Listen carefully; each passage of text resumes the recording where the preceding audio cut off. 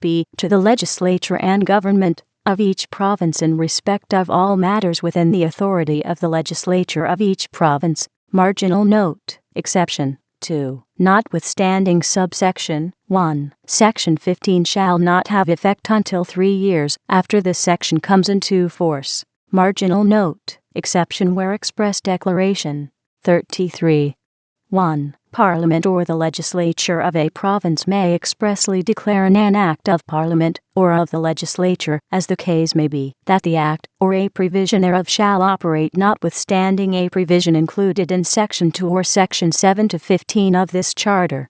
Marginal note. Operation of exception. 2. An act or a provision of an act in respect of which a declaration made under this section is in effect shall have such operation as it would have but for the provision of this charter referred to in the declaration. Marginal note. 5-year limitation. 3. A declaration made under subsection 1 shall cease to have effect 5 years after it comes into force, or on such earlier date as may be specified in the declaration. Marginal note. Reenactment. 4. Parliament or the legislature of a province may reenact a declaration made under subsection 1. Marginal note. 5-year limitation. 5. Subsection 3 applies in respect of a reenactment made under subsection 4. Citation. Marginal note. Citation. 34. This part may be cited as the Canadian Charter of Rights and Freedoms, Part 2. Rights of the Aboriginal Peoples of Canada. Marginal note. Recognition of existing Aboriginal land treaty rights. 35. 1. The existing Aboriginal land treaty rights of the Aboriginal Peoples of Canada are hereby recognized and affirmed. Definition of Aboriginal Peoples of Canada. 2. In this Act, Aboriginal Peoples of Canada includes the Indian, Inuit, and Métis Peoples of Canada. Marginal note. Land claims agreements. 3. For greater certainty, in subsection 1, treaty rights includes rights that now exist by way of land claims agreements, or may be so acquired. Marginal note. Aboriginal and treaty rights are guaranteed equally to both sexes. 4. Notwithstanding any other provision of this Act, the Aboriginal land treaty rights referred to in subsection 1 are guaranteed equally to male and female persons. Endnote 97. Marginal note. Commitment to participation in Constitutional Conference. 35.1 The Government of Canada and the provincial governments are committed to the principle that, before any amendment is made to Class 24 of Section 91 of the Constitution Act, 1867, to Section 25 of this Act, or to this part, a constitutional conference that includes in its agenda an item relating to the proposed amendment, composed of the Prime Minister of Canada and the First Ministers of the provinces, will be convened by the Prime Minister of Canada, and b. The Prime Minister of Canada will invite representatives of the Aboriginal Peoples of Canada to participate in the discussions on that item. Endnote 98. Part 3. Equalization and regional disparities. Marginal note. Commitment to promote equal opportunities. 36. 1. Without altering the legislative authority of Parliament, or of the provincial legislatures, or the rights of any of them with respect to the exercise of their legislative authority, Parliament and the legislatures, together with the Government of Canada and the provincial governments, are committed to a. Promoting equal opportunities for the well-being of Canadians. B. Furthering economic development to reduce disparity in opportunities, and c. Providing essential public services of reasonable quality to all Canadians. Marginal note. Commitment respecting public services. 2. Parliament and the Government of Canada are committed to the principle of making equalization payments to ensure that provincial governments have sufficient revenues to provide reasonably comparable levels of public services at reasonably comparable levels of taxation. Endnote 99. Part 4. Constitutional Conference. 37. Repealed. Endnote 100. Part 4.1. Constitutional Conferences. 37.1 Repealed. Endnote 101. Part 5. Procedure for amending Constitution of Canada. Endnote 102. Marginal note. General procedure for amending Constitution of Canada. 38.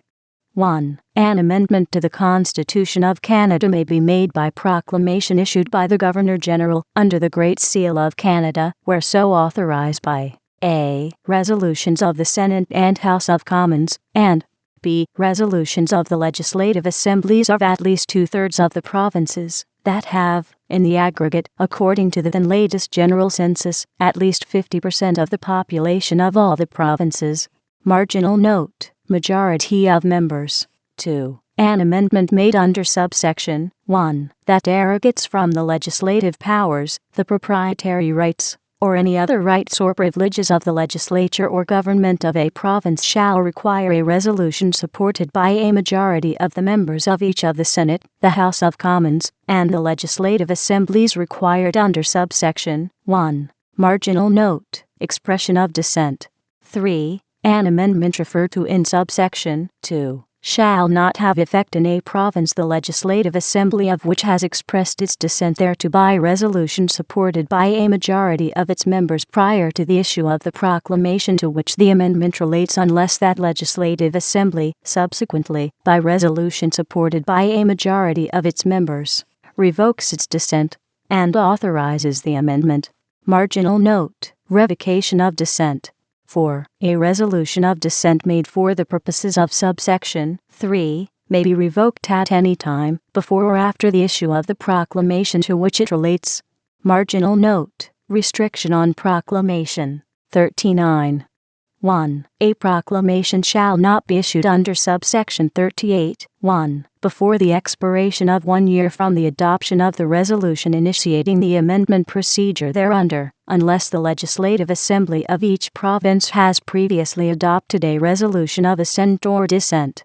Marginal note: item 2. A proclamation shall not be issued under subsection 38 1 after the expiration of 3 years from the adoption of the resolution initiating the amendment procedure thereunder. Marginal note: compensation. 40. Where an amendment is made under subsection 38 1 that transfers provincial legislative powers relating to education or other cultural matters from provincial legislatures to Parliament, Canada shall provide reasonable compensation to any province to which the amendment does not apply. Marginal note: amendment by unanimous consent. 41. An amendment to the Constitution of Canada in relation to the following matters may be made by proclamation issued by the Governor-General under the Great Seal of Canada only where authorized by resolutions of the Senate and House of Commons, and of the Legislative Assembly of each province. A. The office of the Queen, the Governor-General, and the Lieutenant Governor of a province. B. The right of a province to a number of members in the House of Commons not less than the number of senators by which the province is entitled to be represented at the time this part comes into force. C. Subject to Section 43, the use of the English or the French language. D. The composition of the Supreme Court of Canada, and E. An amendment to this part. Marginal note: amendment by general procedure. 42. 1. An amendment to the Constitution of Canada in relation to the following matters may be made only in accordance with subsection 38 1. A. The principle of proportionate representation of the provinces in the House of Commons prescribed by the Constitution of Canada. B. The powers of the Senate, and the method of selecting senators. C. The number of members by which a province is entitled to be represented in the Senate, and the residence qualifications of senators. D. Subject to paragraph 41. D. The Supreme Court of Canada. E. The extension of existing provinces into the territories. And F. Notwithstanding any other law or practice, the establishment of new provinces. Marginal note: exception 2. Subsections 38 2 to 4 do not apply in respect of amendments in relation to matters referred to in subsection 1. Marginal note: amendment of provisions relating to some, but not all, provinces. 43. An amendment to the Constitution of Canada in relation to any provision that applies to one or more, but not all, provinces, including A. Any alteration to boundaries between provinces, and B. Any amendment to any provision that relates to the use of the English or the French language within a province, may be made by proclamation issued by the Governor-General under the Great Seal of Canada only where so authorized by resolutions of the Senate and House of Commons and of the Legislative Assembly of each province to which the amendment applies. Marginal note: Amendments by Parliament. 44. Subject to Sections 41 and 42, Parliament may exclusively make laws amending the Constitution of Canada in relation to the Executive Government of Canada or the Senate and House of Commons. Marginal note: Amendments by provincial legislatures. 45. Subject to Section 41, the legislature of each province may exclusively make laws amending the Constitution of the province